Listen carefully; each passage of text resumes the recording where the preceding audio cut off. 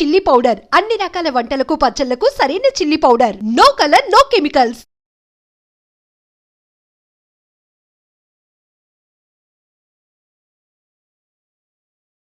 నమస్కారం, welcome to I dream. ధర్మ మార్గం విత్ విజిత కార్యక్రమానికి స్వాగతం. ప్రస్తుతం మనతో పాటు ఉన్నారు ప్రముఖ ఆధ్యాత్మికవేత్త, పూర్వపు యాదగిరిగుట్ట అర్చకులు, ఆంధ్ర ఉపన్యాసకులు డాక్టర్ సందుగు కృష్ణమాచార్యుడు గారు. ఇప్పుడు వారితో మాట్లాడి మరిన్ని మంచి మంచి విషయాలు అడిగి తెలుసుకుందాం. నమస్కారం అండి. అందరికీ శుభాకాంక్షలు, ఆశీస్సులు. అన్నం పరబ్రహ్మ స్వరూపం అంటారు. అంటే మనం ఏ రకంగా తీసుకోవాలి ఆ ఒక్క చిన్న పదాన్ని, మనం ఎలా భావించాలి, ఆహార విషయంలో మనం ఎలాంటి జాగ్రత్తలు తీసుకోవాలి? ఇప్పుడు ఆహారం అనేసరికి ఇంతకు ముందున్న ఆహార విధానం వేరు. వండే దగ్గర నుంచి, పండించే దగ్గర నుంచి, తినే దగ్గర నుంచి ప్రతిదీ కూడా ఒక పద్ధతిగా ఉండేది.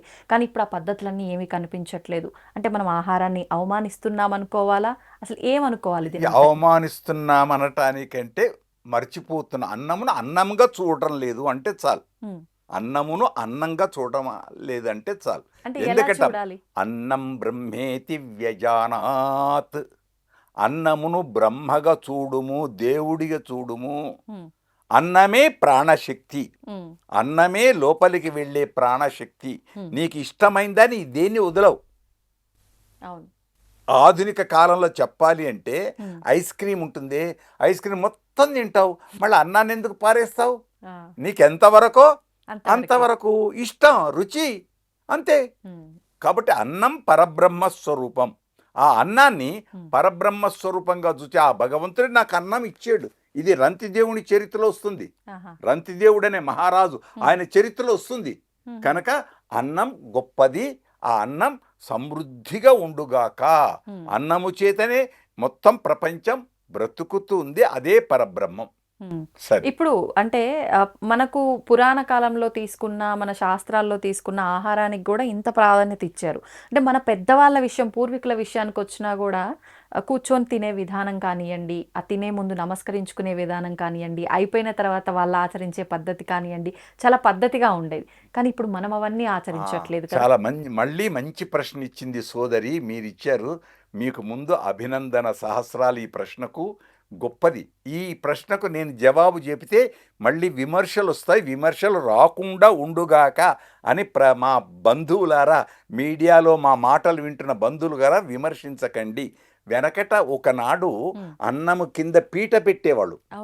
పళ్ళెం కింద పీట పెట్టి, పీట మీద అన్నం పెట్టిన తర్వాత ఆహారం మీద ఇలా నీళ్లు చల్లి కంటికి ఇట్లా నమస్కారం చేసుకొని అన్నాన్ని స్వహాకారంగా తీసుకునేవాళ్ళు. ఇప్పుడేమవుతుంది? చేతులు పట్టుకుంటున్నాం, వెళుతున్నాం, తిరుగుతున్నాం, తింటున్నాం, కూర్చొని తినటంలే. తిరుగుతూ తినేవి కొన్ని ఉన్నాయి, తిరుగుతూ తినేవి కొన్ని ఉన్నాయి. అది కాదు, మనం మనిషిమి. రెండు పాదాలున్నాయి, రెండు పాదాలున్నాయి.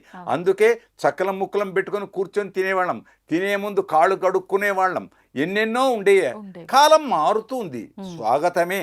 కాదు అని చెప్పలేం, కాదని దేనికి అనలేం. కాలంలో మంచి చెడులు అన్నీ ఉంటాయి.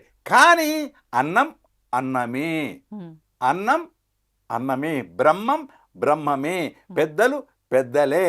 ఆ పవిత్రతను రక్షిద్దాం, పరిహరించకూడదు, వేస్టేజ్ చేయకూడదు. ఈ కాలంలో ఎంతో వ్యర్థం అయిపోతుంది. అదే అన్నాన్ని ఒక నలుగురికి పెడితే సరిపోతుంది కదా, 10 మందికి ఇస్తే సరిపోతుంది కదా.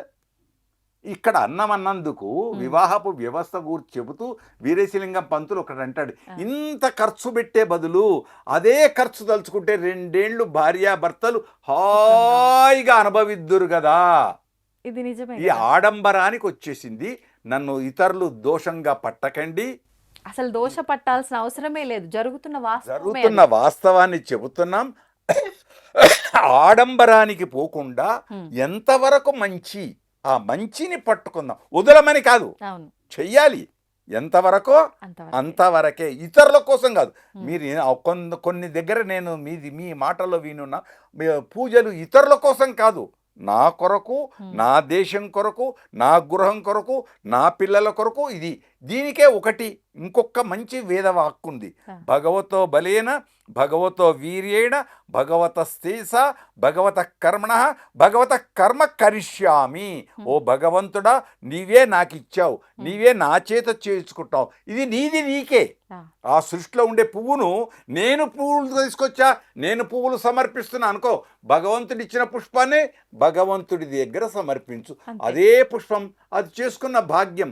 ఒకటి దేవుడి పాదాల మీదకి వెళుతుందో పువ్వు, ఒకటేమో ప్రియురాలు యొక్క జడకు వెళుతుంది, ఇంకొకటేమో శవం మీదకి వెళుతుంది, ఇంకొకటేమో పాదాల కింద పడి నలిగిపోతుంది, ఇంకొకటేమో చెట్టు మీదనే ఉండి ఎండిపోతుంది, ఇంకొకటి ఉప్పెనకు పడిపోయి ఎక్కడికో వెళ్ళిపోతుంది. కాబట్టి ఇది సృష్టి రహస్యం.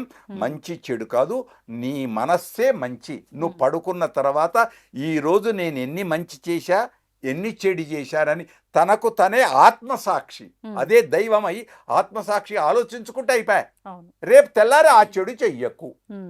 రేపు ఇవాళ పడుకునేటప్పుడు ఏదైతే ఇవాళ నేను చేసిన దాంట్లో తప్పులు ఉన్నాయో ఆ తప్పు నేను రేపు చెయ్యను అనుకుంటే అయిపోయింది, అంతే, ఇంకేం లేదు.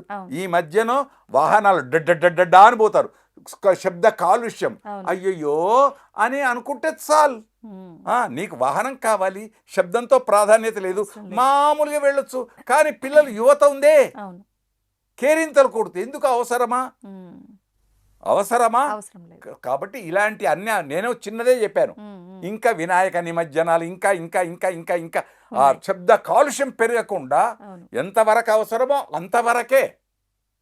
మంగళవాద్యాలు అన్నారు దాన్ని, మంగళవాద్యాలు అన్నారు, బ్యాండ్ భజంత్రిలు అని అనలే. ఇప్పుడు వచ్చాయి, వచ్చినా ఎంతవరకు అంతవరకు అని అన్ని లిమిట్లో ఉండాలి. నా మాటలు కూడా ఎంతవరకు అంతవరకే ఉంటే అప్పుడు ఏమీ ఉండదు. లేకపోతే ఏమంటారు, ఎక్కువ వాగిండు, ఎక్కువ ఉరుతున్నాడు, ఆయనకేం పని లేదా అని ఇటువంటివి కూడా వస్తాయి. కాబట్టి అది ఎదుటివాడు ఏ విధంగా భావిస్తే అది గొప్పది.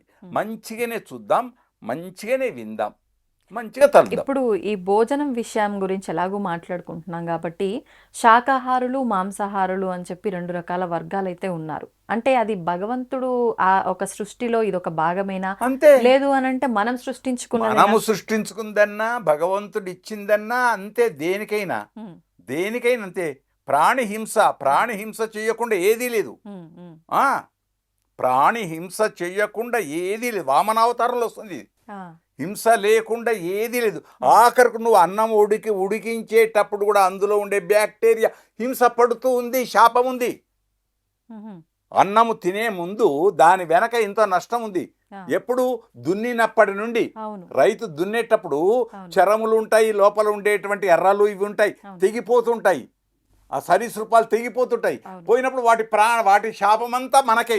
అందుకు మొదలు ఎవరు తింటే వాళ్ళకి ఆ శాపం వస్తుంది.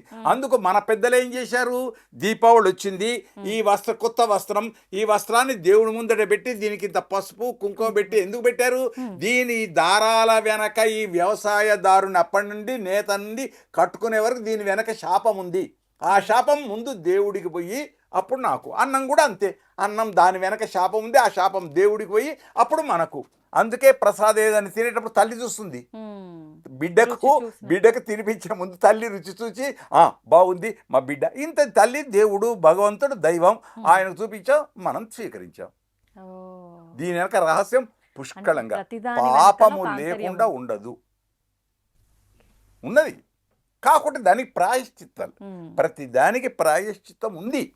అంటే ఇలా పెద్దవాళ్ళు చేసిన ప్రతి ఒక్కటి మనని ఆచరించమని చెప్తే మూఢనమ్మకం అని కొట్టి పారేస్తాం. కానీ ప్రతి దాని వెనకాల ఇంతటి అర్థం, ప్రతి విషయం వెనక ఉంది అనుకునే వాళ్ళు అనుకుంటారు. మూఢనమ్మకాలు అనుకోవచ్చు, ఎవరు అనుకుంటే వాళ్ళు వేరు. విన్నారా? అనుకునే దానికి భావనా పరంపరకి ఏమీ లేదు. మూఢనమ్మకాలని మీరు అనుకున్నందుకు కొందరు ఏమంటారు, మాంగళ్యాన్ని ఉరితాడు అనేవాళ్ళు కూడా ఉన్నారు. కనుక అది దైవంగా భావించి కళ్ళకద్దుకునే వాళ్ళు ఉన్నారు, ఉరితాడు కదా అనుకునే వాళ్ళు. ఎవరి భావాలు వాళ్లకు. కాకుంటే ఎవరెవరు ఏ విధంగా భావిస్తే అది మనం మంచిగా భావిద్దాం, పవిత్రంగా చూద్దాం, ఆనందిద్దాం, అంతే, సంతోషంతో. ఇంకా ధన్యవాదాలండి. అనేక కృతజ్ఞతలు, మహదాశీర్వచనాలు అందరికీ.